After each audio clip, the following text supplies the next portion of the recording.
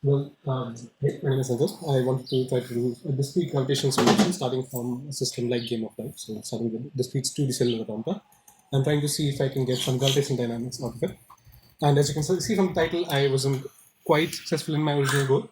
But the real simulation is always the friends we made along the way. So I'll talk about what I wanted to do, what problems I ran into along the way, and what I finally ended up with. So the initial goal was that I start with some cells on a grid, and they have to be discrete. That's just my goal because I think it's fun, and I want them to have somewhat reasonable dynamics. I'm interested in what emergent behaviors we can get out of making this discrete. I'm trying to make this different, but I still want them to be reasonably gravitational looking. And I want them to be conservative. I don't want particles to vanish and pop in out of nowhere. I still want them to be somewhat well behaved. So all simulations were done in something called P5JS. So they're running in a browser, and some of them are on CPU, some of them are on GPU. I'll talk about that. So to start with, this kind of started from my fascination with falling sand models, wherein you just have sand that goes down based on some rules. This one in particular is an example somebody else wrote, so that's not mine. So where I started with was trying to write shaders. So in the examples that we saw in class, we were using matrix computations, but I feel a bit more comfortable writing these shaders, which is basically you have a tiny C-like program which runs in parallel for every pixel on your screen. And then this runs on a GPU. This is the set of rules to implement Game of Life. And that works quite well. And each program is just parameterized by where this pixel is on the screen and what the time is and things like this. So if you try to write falling sand as a shader, you run into sort of a problem. So you have this system where nothing is expected to move, everything is stable. As soon as you remove one pixel here, suddenly all of these things want to fall down. But if you look at the one at the top, it does not think it can move because all of its neighbors don't allow it to move. So there's sort of potentially an infinite amount of information it needs to decide whether it can move in this step. And so first you lose your cellular automaton-like dynamics, that's gone. You can't have a simple rule-based automaton. And the second, even if you want to do the simulation in parallel, that's sort of infeasible because you need a potentially infinite amount of information. This is sort of a recursive dependency. Yeah. So, but this problem is sort of solved by the fact that you know that anyone who's dependent on you is above you. So if you just simulate everything bottom up, you're good. The problem being that this is not parallelizable. This is running on a CPU. It's running in a specific order. So, okay, once you have that, can you extend that to now have general gravitational dynamics? The problem being you're not in a constant force field anymore. That was what really gave you the fixed order of computation.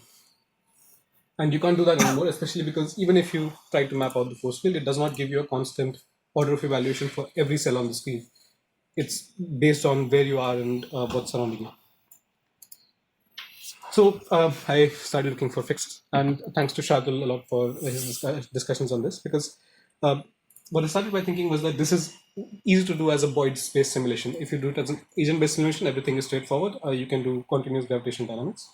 Very nice. And Shardul is someone who I know is very interested in Boyds and has worked on it before. So we started talking about it. And the question was just, how do I take a nice Boyds-like simulation and discretize it?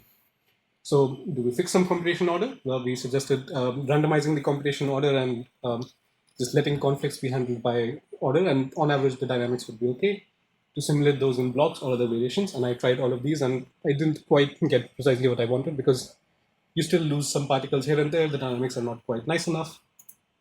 So, yeah, so now there's a small demo, which I have forgotten to set up. So, yeah, so first, I started writing shaders, and this is the Game of Life one.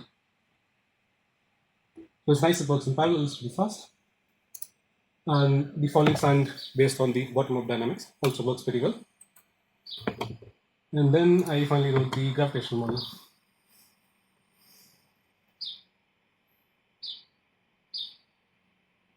Which looks like it kind of works well. So would you like to guess at what I ended up doing for this? Any ideas? So what kind of algorithm? What? Yeah, I can show you, but it's actually backfired. this is It's actually Boyd's? backfired. Yeah, it just Okay. backfired continuous simulation.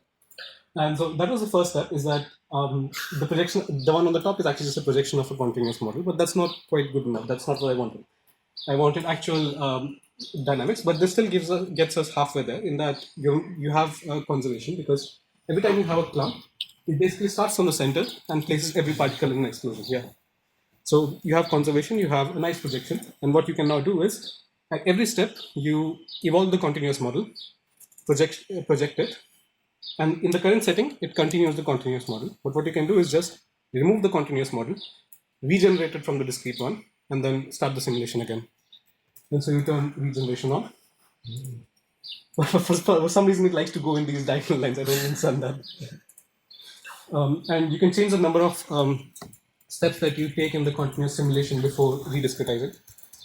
And that gives you some other dynamics, and you can stop or restart these. And they like to go into diagonals. I don't know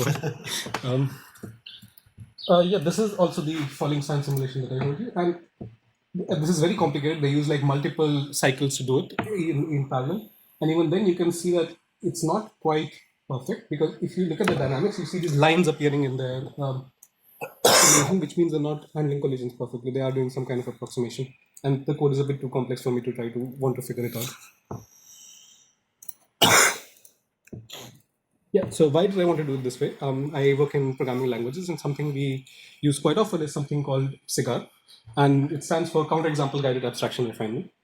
And it's not a very complicated idea. The basic system is that you have a concrete system, which is generally your program, and that's something that's your program can use something like real numbers or very complex domains that are not easy to model while trying to analyze your program. And what you do generally is you construct an abstract model of your program, which is generally very simple. And you start from something that's practically trivial. And you sort of go in a cycle where you search for issues in your abstract model. Then you go back to your concrete model, you check if those issues still hold. And if it's a false positive, then you go back and refine your abstract model. You get concretely you get a lattice of abstractions, but that's not relevant. But here I basically flip that, and I have an abstract model that I want to work with, and instead I concretize it, and I get feedback from it. I make it abstract again, and I go in the cycle again. So the reason I wanted to do this project was, and flashing warning, was because there's this game called Noita, which is sort of based on these cellular automaton dynamics. It has magic, it has different types of particles and everything. Every pixel on the screen is supposedly simulated properly as a full particle. And of course, they handle gravity, collisions, everything. I have no idea why it works and why it's so performant. So yeah, that was very cool. And yeah, that's about it. I learned how to do parallel shaders with this and gravity simulation disjointly. Unfortunately, I don't know how easy it is to merge those things. Clearly, game engines do this, but I don't know how accurate the simulation is usually. So yeah, that's something I would be interested in looking at in the future. And the code is available online. But it is now. It's not will be. I put it up.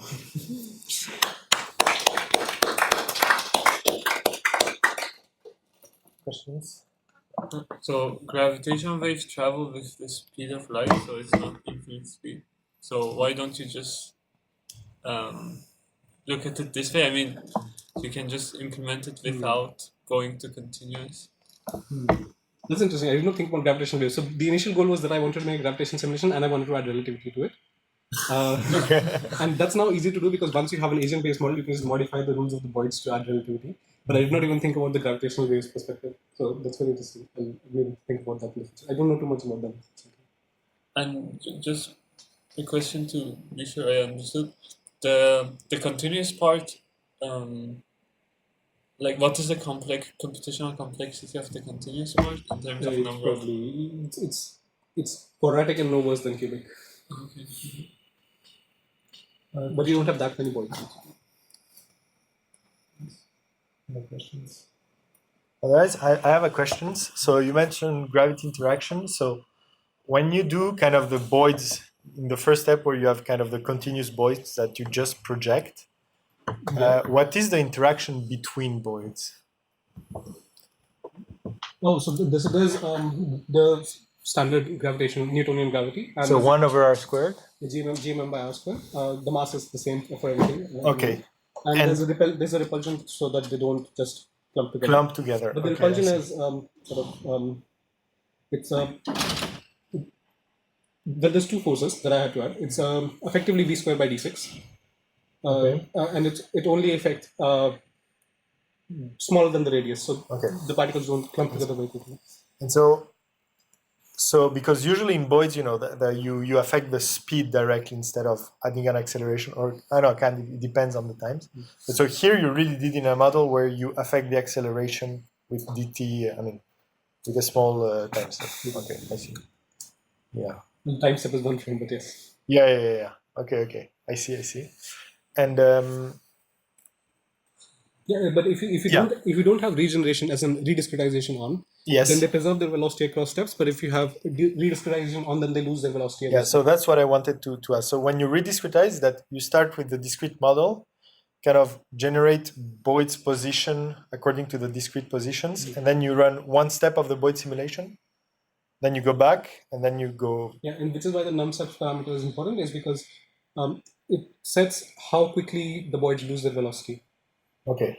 Because if you have num steps set to 1, that means that after every single step of simulation, they're losing their velocity. Right. But if you increase that, that means that they're having a full physics simulation and then being rediscretized. I see. So when you de-discretize the thing, there is no memory of what velocity they had. Okay, I see. And I could add that, but I thought that was more interesting this way. No, it's very nice. But so for the gravity simulations, so if you want to really do like gravity force, etc., if you want to do it even in a discrete way, you will at least need each cell, in addition to having a position, it also needs a velocity.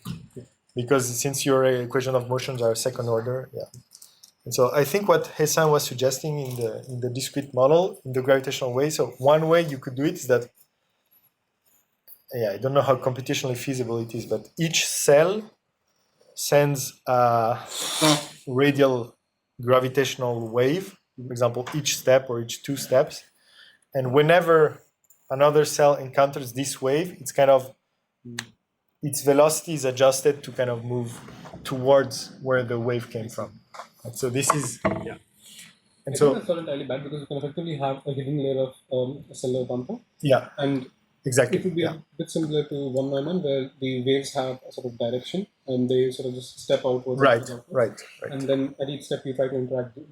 Couple these two. The problem is that if you really want gravitational-like dynamics, you really need to move the speed instead of right away the position. But these strings are very, very strange, right? Because in your rules there is no breaking of symmetry, right? In principle, so the strings should become. And there's nothing extra added in terms of the rules for the rediscretization. It's just not arising from the discretization somehow, which I don't understand at the moment. And by the way, for Noita, so what I think, I don't know. That's what I think. But when they simulate bigger objects like the game character or the spheres, I think that in that case they are cheating in a way that they do kind of what you did. Like they have some like a hybrid rigid body simulation. Yeah, I think you have a simulation with kind of individual particles, and then they are projected to pixel space, and they can interact with the normal pixels like sand, etc. But I really don't think that, because to move just a single ball in pixel space, it's extremely complicated. So Do we have time? there is time for more questions. So how do you make sure that when you discretize, two Boyds don't fall into the same pixel? No, so you sort of start from, I should at least increase the notes a bit. So you basically start from looking at this Boyd. You look at its position in the discretized space. This is done in an imperative manner. So you look at that point. If it's occupied, you look around it and effectively make a clump starting from the original position. Can this be in parallel, like with the shader? No, definitely. Because it requires knowing whether that space is occupied, and that's based on the Boyds that have been processed before you. It's also, so when I was kind of implementing the folding sand just for the repository, I also did it in CPU at the end with a kind of iteration. But I looked up, there are a lot of papers that talk how to optimize folding sand simulations on the GPU, and it's a lot of heuristics. It's like you move the sand where it wants to move, and then you kind of either do a second pass or do some random stuff where you can undo what the sand did if it was not allowed. But it's very, very complicated, indeed. Okay.